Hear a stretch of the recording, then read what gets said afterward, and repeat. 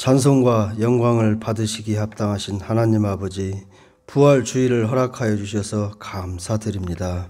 거룩하고 복된 주일을 허락하셔서 성도들이 교회에 모여 예배를 드리게 하심에 감사 찬송을 올리며 기뻐 받아주시고, 저희들을 구원하시기 위해 고난의 길을 걸어가셨던 주님을 다시 한번 깨닫게 하시고 주의 고난을 가슴 깊이 묵상할 수 있도록 인도하여 주시옵고, 무엇 때문에 예수님이 이 땅에 오셨고 우리의 죄를 대신해서 죽으셔야 했는지 깨닫게 하여 주시옵소서.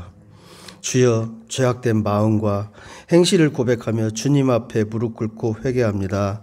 주님의 믿는 자녀로서 본이 되는 삶을 살지 못하고 세상과 구별되지 못했음을 고백합니다. 주님의 보혈로 깨끗이 씻어주시고 부활의 능력으로 붙들어 주시옵소서. 부활주의를 맞아 우리 교회가 다시 한번 힘있게 일어나기를 원합니다. 서로 섬기는 공동체가 되게 하시고 진정으로 주님을 닮아가는 교회가 되게 하시옵소서. 또한 우리 이웃에게 십자가의 사랑을 보여줌으로써 주님의 나라가 얼마나 아름다운지를 보여줄 수 있는 교회가 되게 하시옵소서. 코로나로 인해 여러 가지 아픔과 슬픔의 시간을 보내고 있는 이들이 있습니다.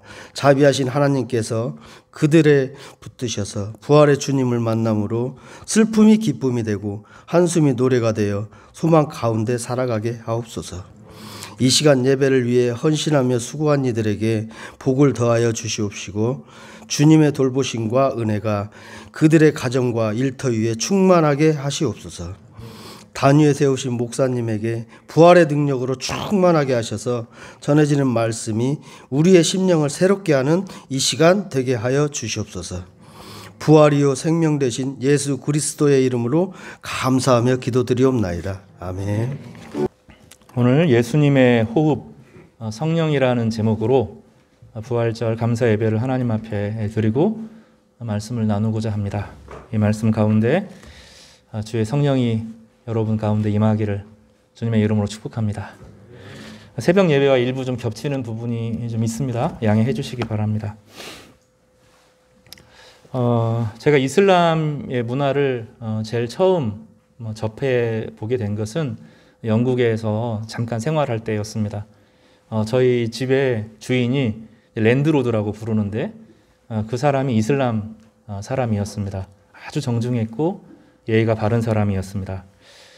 그 후로 몇 권의 책을 읽었습니다. 이슬람에 관계된 책들을 읽었고, 또 특히 이란 지역에 하나님께서 이란 사람들이 기도하는 가운데 예수께서 직접 그들에게 찾아오셔서 만나는 이야기를 들으면서 흥분을 감추지 못한 적도 있습니다. 제가 참 사랑하는 친구가 이슬람에서 되게 오래 사역을 했고, 또 그 난민들과 함께 그 현 상황들을 보면서 겉보기에 그 탄탄하고 예의 바른, 정말로 예의 바른 사람들이고 마치 선비 같고 우리나라 조선시대에 꼬장꼬장하는 그런 이제 아주 바르고 막 이런 것을 추구하는 그런 사회인데, 그 안에 약자들이 얼마나 무시당하고 그 안에가 위선적인 사회인지를 그 친구를 통해서 살펴보았습니다. 난민들을 돕고 연약한 지체들을 돕는 그 친구의 사역에 늘 제가 격려하고 또 기도하기도 합니다. 이슬람의 여러 책들과 문화들을 살펴보면서 어떤 우리와 중요한 차이점이 있다는 것을 알게 됐습니다. 심각한 이야기는 차분하게 들어보시기 바랍니다. 어떤 사람이 코란을 이렇게 잘 포자기에 싸놓고 있다가 누군가 실수로 땅에 이렇게 떨어뜨렸어요. 그 사람이 어떻게 하냐면 그거를 이제 땅에 떨어뜨린 사람을 막 뭐라고 하고, 그리고 이 코란을 불태웁니다. 코란은 땅에 떨어지면 안 되는 자신들의 하나님 말씀인 거죠. 그리고 구덩이를 파고 묻고 깔끔하게 정리를 합니다. 왜냐하면 땅은 거룩하지 않은 더러운 곳이고, 이 코란은 거룩한 것인데 땅에 닿았기 때문에 이 코란이 불결해졌다는 겁니다. 그 사람들은 일주일에 5번씩, 하루에 5번씩 기도를 합니다. 그냥 땅에 기도하지 않습니다. 반드시 자신들이 어떤 천을 핍니다. 땅에 딱 편을 치고, 그러면 그곳이 자기들의 성소가 됩니다. 그 천을 펴고 자기들이 속한 메카를 향하여서, 이란에 있는 메카를 향하여서 무릎을 꿇고 기도를 합니다. 그 순간 그들은 거룩한 자신들의 알라와 알라 앞에 영원한 심판주 앞에서 절한다는 느낌을 가지고 구분합니다. 제가 이제 오늘도 잠깐 말씀을 드렸는데 이제 저는 성당에 아주 어릴 때 들어가 본 적이 있습니다. 저희 교회 진북동에 전주 성화교회가 있었고 얼마 멀지 않은 곳에 숲정이 성당이라는 성당이 있었습니다. 그 안에 들어가는데 뭔가 좀 교회처럼 편하지가 않고 뭔가 좀 묵직하고 눌리는 게 좀 있었어요. 뭔가 좀 멋있고 함부로 들어가면 안 될 것 같은. 근데 저 앞에 그네가 있고 거기만 통과하면 그네가 있고 또 거기 말 타는 게 삐그덕삐그덕 타는 게 있어 보이는데 어린 마음에 이게 얼마나 들어가고 싶었는지 목사 아들이 들어가도 되나 이런 생각을 하면서 제가 들어갔을까요? 안 들어갔을까요? 들어갔다고 했죠. 들어가서 말을 삐그덕삐그덕 탔습니다. 거기에 성모 마리아 상도 있었고 예수님의 상도 이렇게 아름답게 조각이 되어 있습니다. 그리고 생각을 해봤어요. 왜 교회는 예수님의 모습도 좀 조각해놓고 예수님의 멋진 모습도 이렇게 장식도 해놓고 하면 참 좋을 텐데 왜 교회는 그런 게 하나도 없나? 이런 생각들을 해보았습니다. 그리고 성당에 들어가서 이 십자가를 보니까 교회에서는 저희는 십자가가 없잖아요. 본당 안에. 십자가가 없는데 거기 가보니까 십자가가 있는데 놀라운 것은 거기서 아주 잘생긴 사람이 고난당하면서 빨개 벗고 이렇게 달려있는 것을 본 겁니다. 그게 예수님인 것을 알고 저렇게 예수님께서 나를 위해 죽으셨구나 하는 것이 느껴지면서도 한편으로 왜 교회 안에서는 저걸 두지 않나 이런 생각이 들었습니다. 그냥 그런 게 아닙니다. 왜 교회 안에 예수님의 성화들을 잔뜩 걸어놓고 예수님의 일생을 그려놓아도 되는데 그렇게 하지 않을까요?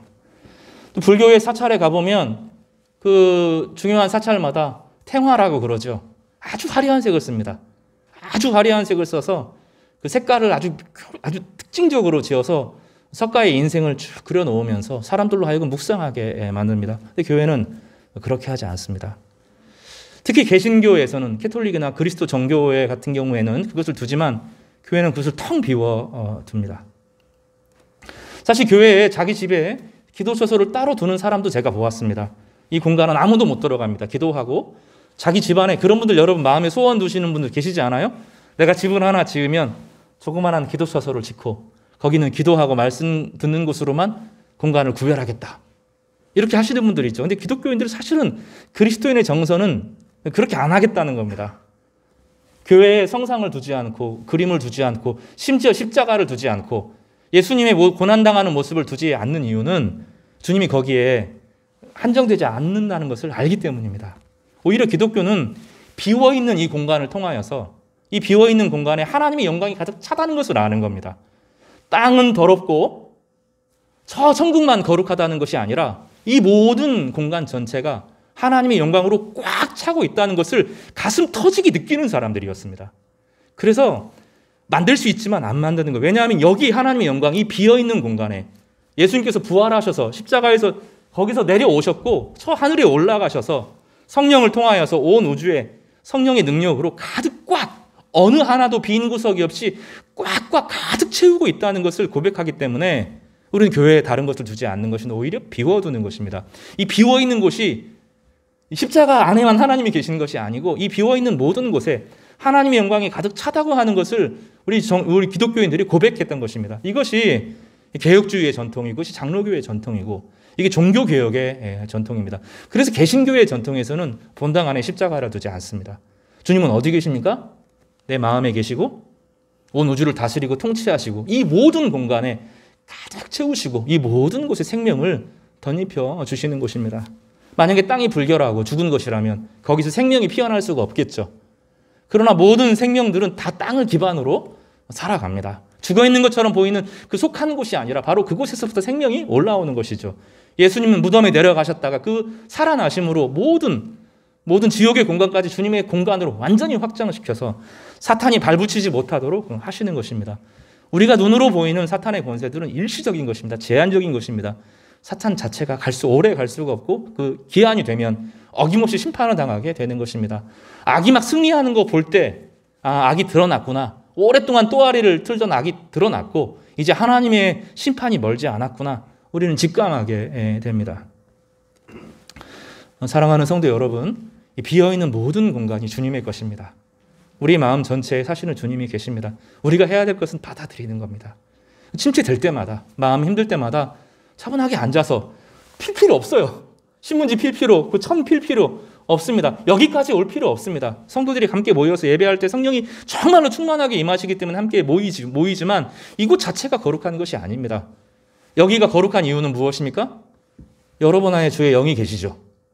주의 영이 계신 여러분이 이곳에 왔기 때문에 이곳이 거룩해져야 되는 겁니다. 교회는 그것을 상징하는 것입니다.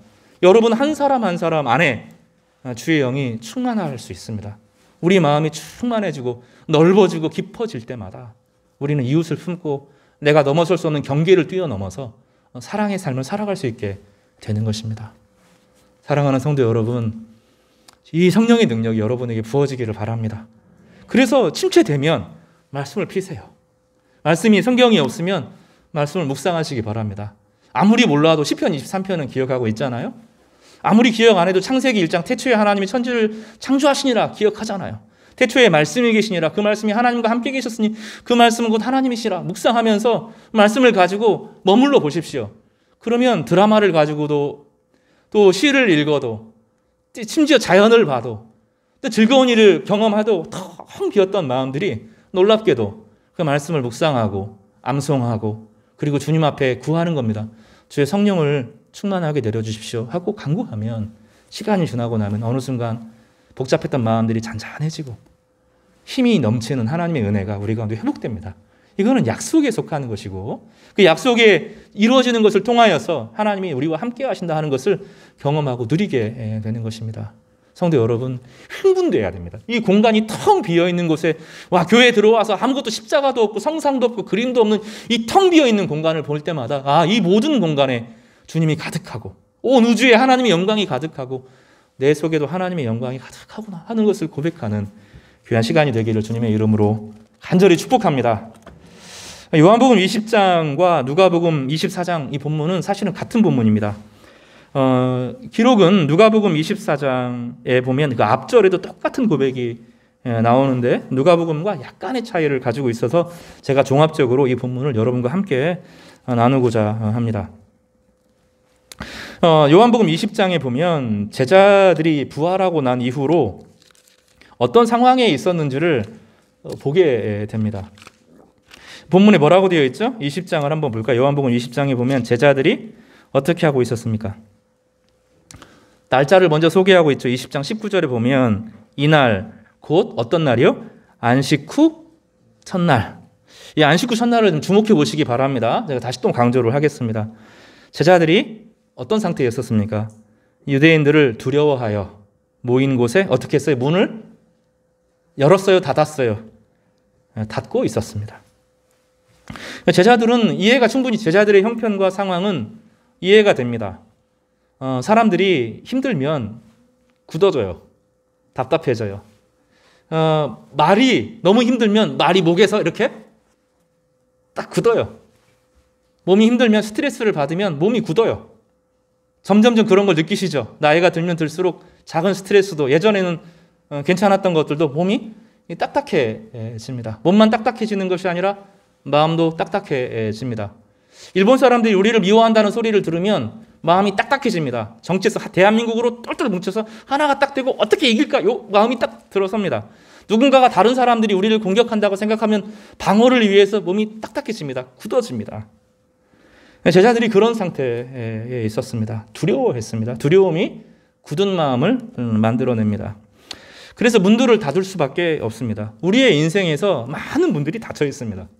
실제로 우리의 많은 문들은 이 유대인들만, 이 제자들만 문들을 닫고 있는 것이 아니잖아요. 우리 인생에서 많은 것이 닫혀 있어요. 친구와의 문도 언제 상처를 받았겠죠. 왕래가 있다가 언젠가 얘도 별로 필요할 때만 찾는구나. 그런 생각이 마음이 딱 들고 나면 이제 문을 슬그머니 빗장을 닫습니다. 시간이 지나고 나면 친구가 많아져요, 적어져요?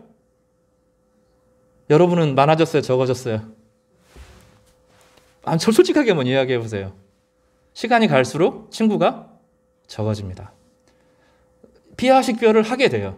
나중에 나이가 들고 보면 정말 한 명도 몇 명 남아있지 않습니다. 우리 사회에는 이게 되게 심각해요. 마을이라는 게 없잖아요. 같이 자라는 그런 문화가 아니잖아요. 계속 이사 가고 동네도 없어지죠. 그리고 동창회 가서 뭐 해요? 바람 피우죠. 동창회 가면 안 돼요. 그거 보내면 안 됩니다. 그 옛날 이야기들하고 이런 문화, 사실은 옛날 친구만 진실한 친구라고 하지만 그 사람이 좋아서 진실한 친구인가요? 아니잖아요. 단지 오래 전에 만났을 뿐이에요. 우리가 정말로 친한 친구라고 하면 오래 만났을 뿐이에요. 그런데 그 사람들이 어느 순간 시간이 지나고 나면 내 형편과 달라지죠. 걔는 성공했는데 나는 성공하지 않는 것 같을 때 슬그머니 어떻게 해요? 빗장을 닫아요. 어느 날 대화를 하는데 내 이야기를 하나도 못 알아듣는다. 내 상황과 다르구나. 예전 마음과 다르구나. 그런 생각이 들면 마음이 닫힙니다. 그리고 무장을 하게 됩니다. 교회 안에서도 성도와 성도 간에 마음을 닫습니다. 어느 날 설교를 들었는데 저거 내 얘기 아니야? 나 알고 나 공격하는 거 아니야? 이런 생각이 들면 목회자에게 마음을 딱 닫습니다. 우리 그런 거 되게 쉽습니다. 마음을 딱 닫습니다. 가족끼리도 마음을 닫습니다. 그리고 자기 자신에게도 마음을 닫아요. 자기가 싫어요. 특히 보수적인 신앙생활을 한 사람들이 자기를 싫어합니다. 그래서 죄를 못 이기는 거예요. 자기를 사랑하는, 예수님 안에서 자기를 용납하고 내가 그럴 수밖에 없었지만 주님께서 나를 사랑하시는구나. 이 사랑이 내 안에 들어오면 자기를 이해하고 수용하고 안아주게 되는 일들이 경험되어지는데, 그리고 나면 자기가 자기를 사랑하게 돼요. 예수님 안에서 사랑하게 되는 마음들이, 그리고 온기가 자기 안에 피어나게 됩니다. 그러면 중독을 이기게 됩니다. 많은 보수주의자들이, 아주 경건하게 신앙생활하는 사람들이 죄를 못 이겨요. 죄를 못 이기는데 그 자기를 자기가 미워하기 때문입니다. 자기가 참 약해요. 예수님을 의지하는 것이 아닙니다. 그거는 예수님께서 십자가를 지셔서 나를 용서하신 사랑을 받아들이지 못하고 내가 기어이 버티고 그 죄를 못 이겼다라고 하는 자책감이 내 안에 끊임없이 있으면서 내가 나를 치는 거죠. 그래서 내가 나를 치니까 한편으로 내가 나를 화해하지 못하고 문을 살그마니 닫습니다. 그래서 우리 마음은 굳어져 있고 딱딱하고, 그래서 자라지 않아요. 그런 신앙이 자라지 않습니다. 제가 그 가재를 본 적이 있어요. 가재. 뱀은 제가 뱀 허물 보는 건 많았지만 가재를 봤는데 딱 잡았어요. 잡았는데 먹으려고 보니까 텅 비어 있어요. 가재가 아닌 거죠. 껍질을 벗고 나간 거예요. 왜 그랬을까요? 왜 딱딱한 껍질을 벗고 나갈까요? 딱딱하는 동안 보고는 되지만 자라지를 못해요. 그래서 허물을 벗고 말랑말랑 부드러운 몸으로 밖으로 나가야 됩니다. 그 부드러워야 자라죠. 그리고 다시 딱딱하게 굳어지죠. 이런 방식으로 가재는, 뱀은 성장을 하는 거예요. 우리 신앙은 어느 순간 내가 한번 은혜를 받았던 그 순간들이 있어요. 우리 그리스도인이 되면 다 은혜를 받았던 그 순간에 딱 고정됩니다. 주님은 다시 자라기를 바라시는데 그걸 벗어나면 내가 죽을 것 같아요. 그래서 딱딱하게 굳어져요. 그래서 신앙생활을 하는데 3년, 4년, 5년을 지나도 교회 안에서 친한 사람은 딱 정해져 있어요. 내가 말을 나눌 수 있는 사람은 정해져 있어요. 나중에 보면 교회 안에서 내 이야기 하면 안 된다. 다 뒤통수 치더라. 이런 생각하게 되고 가정만 남죠. 자기 가족끼리만 남습니다. 그리고 가족 안에서도 믿지 못하고 문을 닫고 같은 방에 있지만 냉랭한 기운을 가지고 사랑하는 많은 사람들을 우리는 봅니다. 예수님께서 바로 그들에게 찾아오셨습니다. 문들을 닫았던 사람들, 두려움에 닫았던 사람들. 이 문들은 단지 유대인들에게만 닫힌 게 아니죠. 예수님에 대한 배신, 실제로 죽을 줄 몰랐거든요. 자기들을 버릴 줄 몰랐거든요. 사랑한다며 떠나지 않는다며. 근데 십자가에서 잡혀 죽는 것을 보면서 이 제자들이 마음을 딱 닫고 하나님에게 열었던 그 마음, 혹시 예수 그리스도를 통해서 하나님 나라가 이루어질 것이라는 기대, 그 마음이 딱 닫히고 어디 갈 수도 없고 두려운 마음으로 문을 닫고 버티고 있는, 이러지도 저러지도 못하는 제자들의 모습이 나타납니다. 예수께서 갑자기 그 중심에 탁 나타나셨어요. 근데 짠 하고 나타난 게 아닙니다. 본문에 보면 그런 게 아니에요. 갑자기 있었는데 갑자기 뿅 하고 마술사처럼 나타난 게 아닙니다. 그런 게 아니라 주님이 그냥 거기 계셨어요. 오히려 제자들이 거기 있던 것을 발견하지 못했던 것처럼 거기 주님이 늘 계셨는데 보지 못한 것을 묘사합니다. 오늘 본문은 그 헬라어를 자세하게 읽어보면 주님이 짠 하고 나타났다는 게 아니고 주님은 거기 계셨는데, 늘 거기 계셨는데 제자들이 못 알아보고 있다가 거기 있었네? 이런 느낌이 깜짝 놀라는 그런 느낌입니다. 예수께서 그 가운데 서서 이르시되, 섰다라고 하는 것은 이게 의미심장한 말입니다. 제사장의 행동을 표현할 때 선다 이런 표현을 쓰거든요. 하나님과 그들을 화해시키는 예수님의 모습으로 서서 그리고 주님께서 뭐라고 말씀하시죠? 샬롬 하고 인사합니다. 우리 따라서 해볼까요? 샬롬.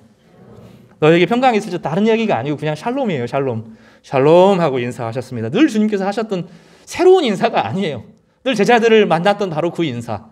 제자들과 늘 3년간 동행을 하시면서 아침 인사로 샬롬, 저녁에 잘 때도 잘 자, 샬롬. 이게 이제 예수님의 인사였는데 새로운 인사가 아니라 늘 했던 인사로 샬롬 인사하시면서 안심시켜 주십니다. 그리고 이 말씀하신 후에 손을 보여주세요. 나 예수 맞아 하고 손을 보여주십니다. 그리고 옆구리도 이렇게 보여주시면서 흉터가 남아있는 것을 보여주십니다. 그리고 기뻐하니까 주님께서 다시 말씀하세요. 너희에게 평강이 있을지어다. 이렇게 말씀합니다. 여기 본문에 보면 평강을 2번이나 말씀하셨어요. 샬롬과 샬롬 사이에 주님의 죽으심이 있습니다. 대단히 신학적인 메시지입니다. 성경은 간단하게 기록되지 않아요. 그저 이야기를 기록하는 것이 아니라 다 목적과 의도를 가지고 기록하는데 따라서 해볼까요? 샬롬과 샬롬 사이에 예수님의 십자가의 고난이 있다. 그저 마음의 평강이 아니라는 거예요. 우리가 중심이 되면 안 돼요. 우리의 의나 우리의 열정이나 이게 우리의 신앙의 중심이 되지 않습니다. 그렇게 되는 순간 우상이 됩니다. 사람이 중심이 되고 자신의 의의가 드러나는 순간 무너집니다. 그 강함이 약하게 되는 것입니다. 그런 게 아니에요.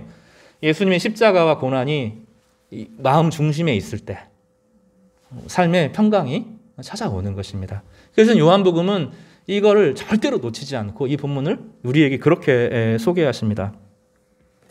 소명에 대한 이야기를 하시면서 22절에 아주 의미심장한 행동을 하십니다. 제가 성경에서 정말 너무너무 감동적으로 늘 읽혀지는 장면이 이 장면입니다.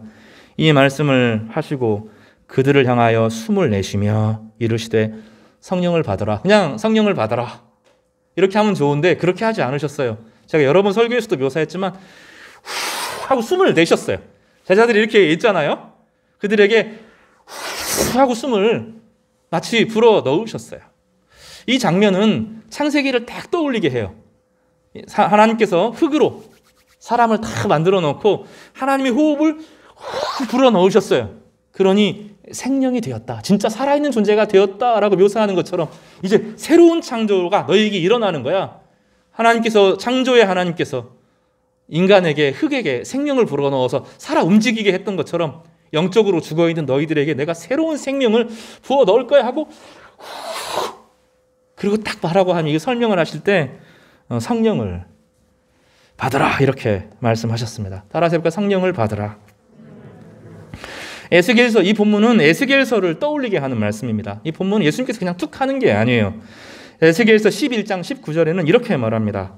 내가 그들에게 한 마음을 주고 그 속에 내 새 영을 주며 그 몸에서 돌 같은 마음을 제거하고 살처럼 부드러운 마음을 주어. 돌 같은 마음을 제거하고 살처럼 부드러운 마음을 주어. 이렇게 말합니다. 사람들 마음이 뭐가 있다는 거예요? 돌같이 딱딱한 마음이 있다는 거예요. 돌처럼 딱딱하게 있어야 자기를 보호하고 지키지 않나요?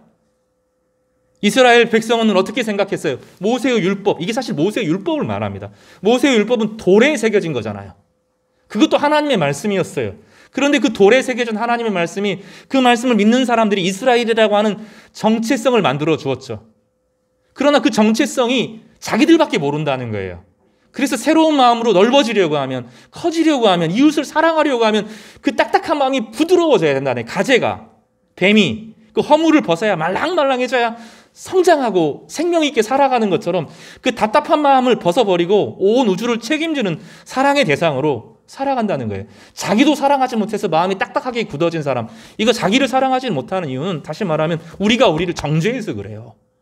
다른 사람을 사랑하지 못하는 사람들은 그 사람이 나를 정죄할까 봐 두려워서 그래요.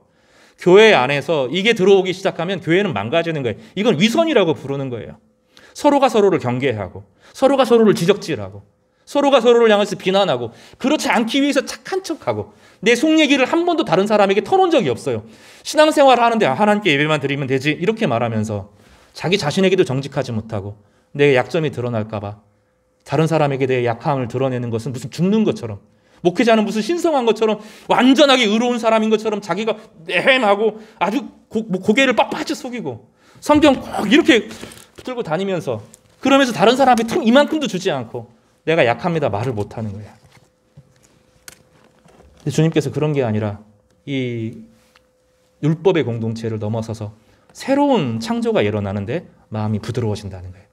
그 안에 성령이 임한다는 겁니다. 에스겔서 36장 26절에서 27절에 똑같은 말씀을 다시 반복하세요. 또 새 영을 너희 속에 두고 새 마음을 너희에게 주되 너희 육신에서 굳은 마음을 제거하고, 여기 굳은 마음을 그 히브리서에서는 다시 똑같이 돌이라고 표현하기도 해요. 굳은 마음, 돌, 역본에 따라서 굳은 마음이라고도 쓰기도 하고 돌이라고도 합니다. 성경 역본들을 추적해 보면 여러 사본에서 두 가지 마음으로 딱 갈라지는데 둘 다 의미가 있습니다. 율법의 딱딱한 마음이 굳은 마음을 만들어내는 거죠.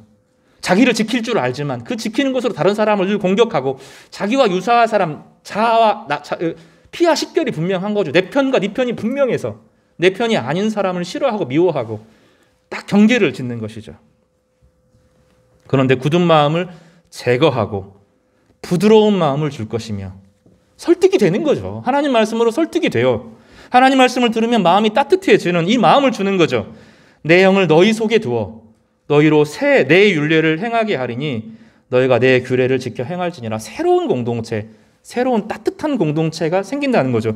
그래서 교회는 이슬람하고 달라요. 유대교하고 달라요. 교회의 공동체는 다른 거예요. 우리가 유대교로 돌아갈 수 없어요. 이슬람처럼 살면 안 돼요. 근데 교회가 딱딱해요. 교회는 딱딱하면 안 돼요. 교회는 부드럽고 아플 각오를 하고 내 솔직한 이야기를 하고 상대방의 얘기를 받아들이고 생명이 움직이고 심장이 쿵쾅쿵쾅 뛰고 호흡이 막 느껴지고 이런 공동체를 누리는 것이죠. 그래서 이 평강, 하나님의 평강은 예수님의 상처를 통해서 우리 가운데 오고 예수님의 숨을 통하여서 우리 가운데 오는 것입니다. 이것을 갈라디아서 2장 20절은 이렇게 표현합니다. 내가 그리스도와 함께 십자가에 못 박혔나니.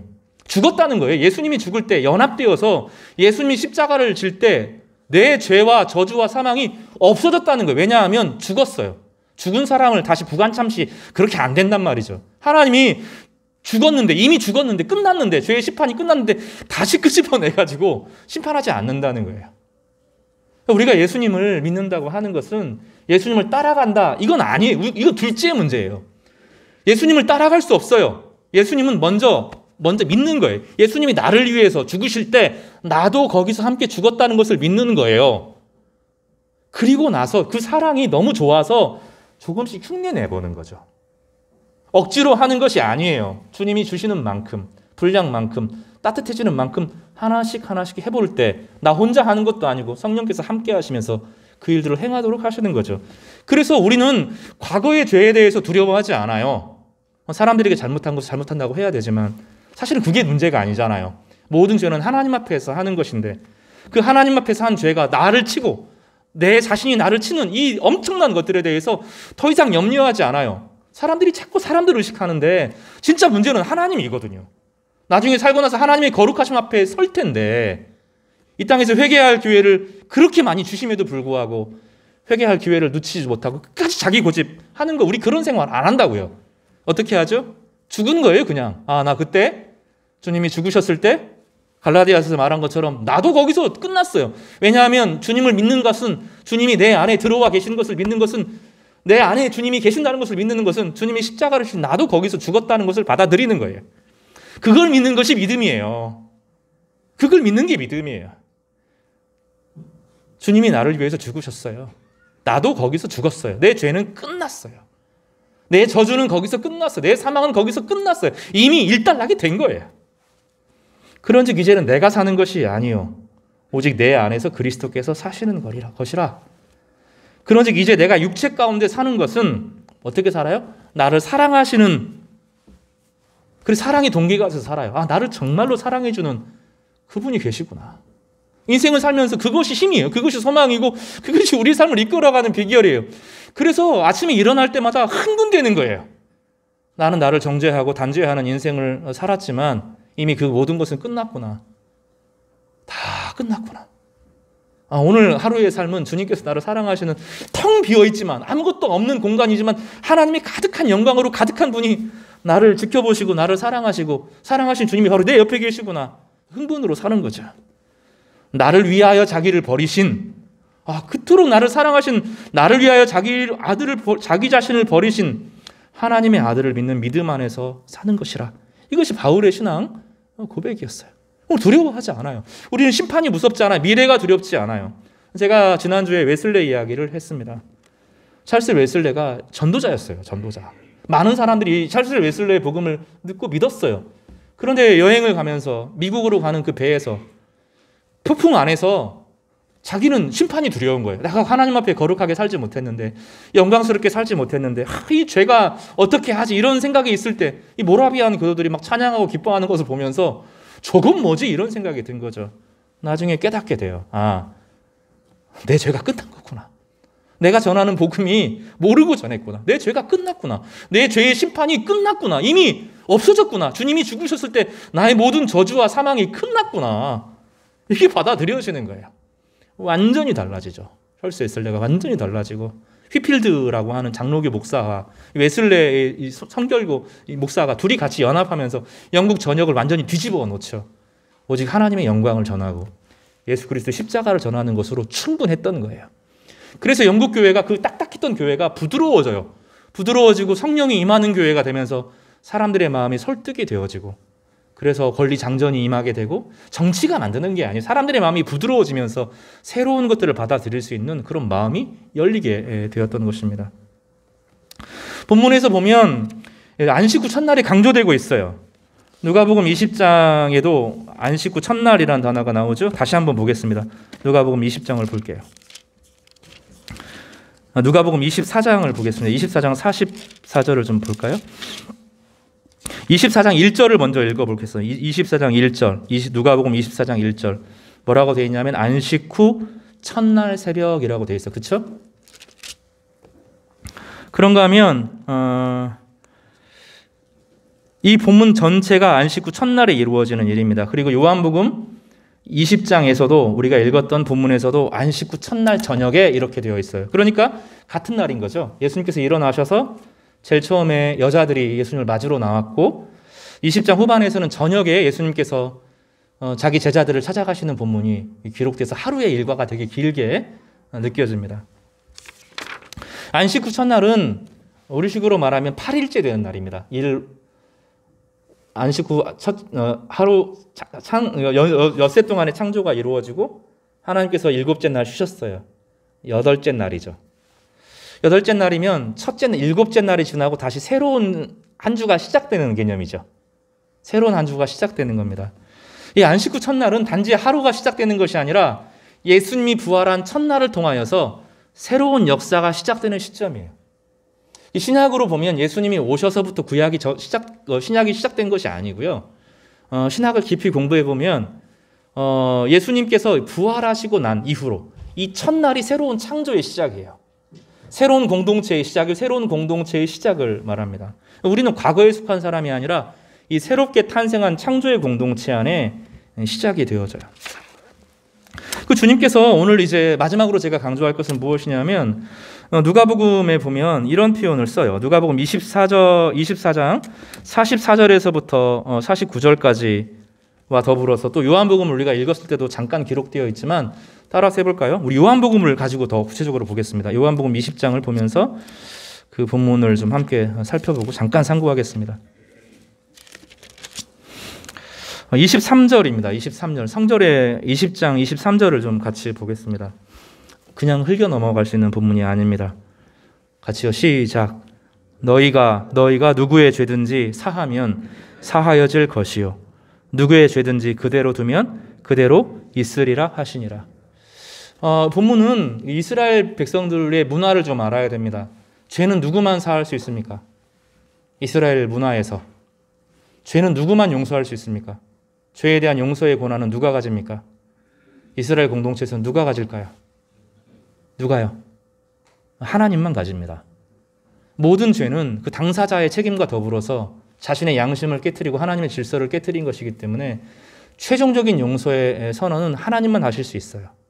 모든 죄의 심판과 용서의 문제에 대해서는 하나님만 그를 용서하고 용납하고 받아들일 수 있는 겁니다. 이슬람도 지금 그렇게 생각하고 유대인들도 지금도 그렇게 생각합니다. 근데 주님께서는 전혀 다른 얘기를 하세요. 이 성령의 공동체가 죄사함의 권세를 갖는다는 거예요.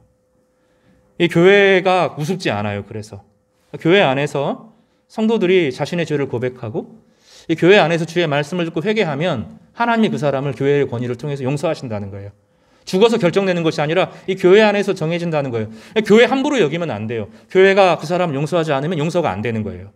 여러분, 단순하지 않아요. 이거는 교회를 우습게 알면 안 돼요. 교회 절차 우습게 하면 안 돼요.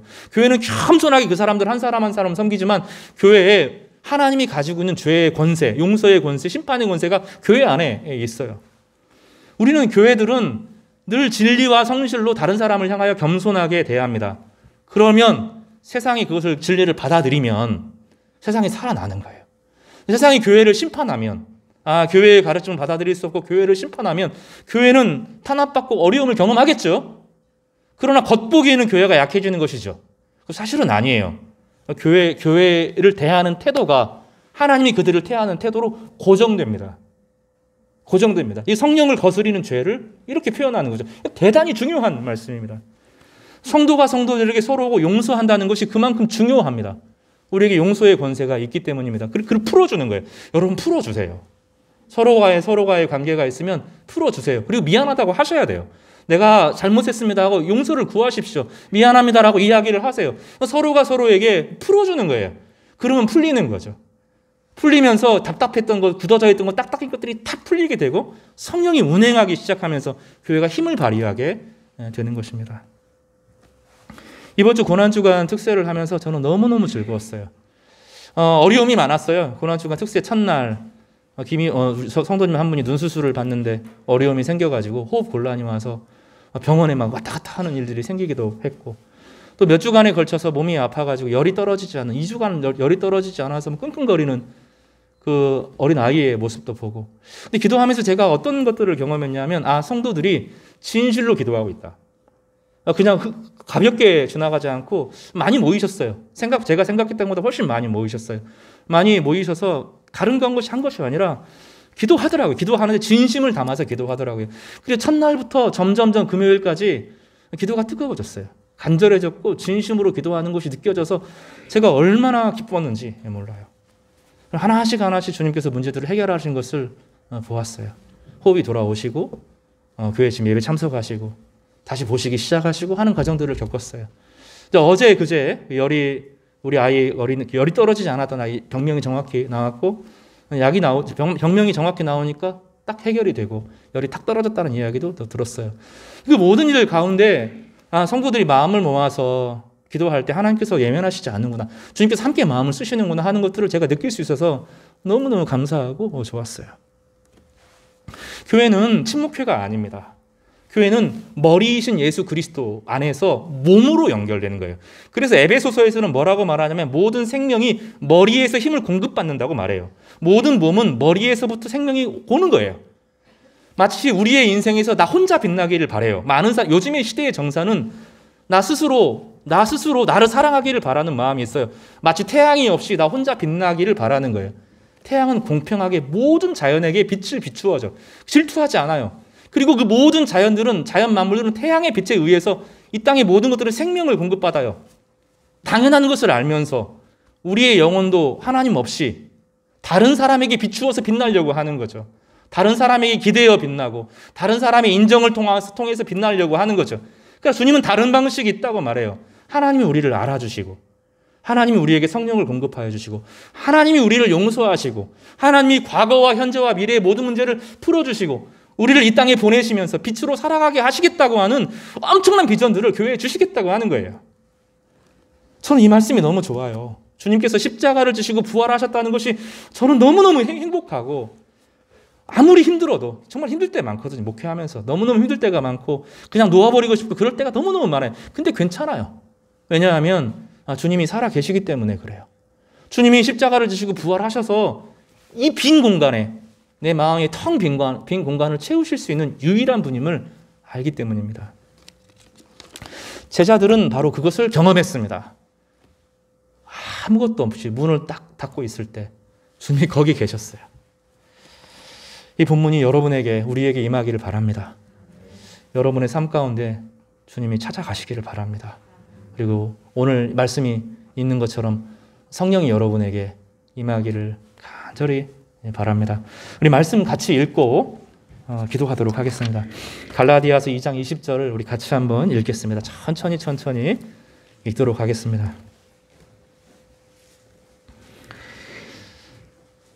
갈라디아서 2장 20절을 찾으시고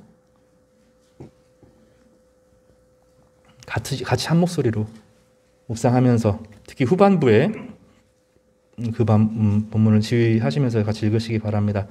시작. 내가 그리스도와 함께 십자가에 못 박혔나니 그런즉 이제는 내가 사는 것이 아니요 오직 내 안에서 그리스도께서 사시는 것이라. 이제 내가 육체 가운데 사는 것은 나를 사랑하사 나를 위하여 자기 자신을 버리신 하나님의 아들을 믿는 믿음 안에서 사는 것이라. 이 은혜가 여러분에게 있기를 바라고 이제 그만 미워하세요. 여러분 자신 그만 미워하셔도 돼요.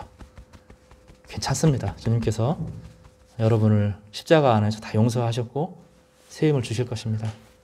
받아들이시고 믿음 안에서 새로운 인생 시작하시는 우리 복된 성도들 되시길 주님의 이름으로 축복합니다.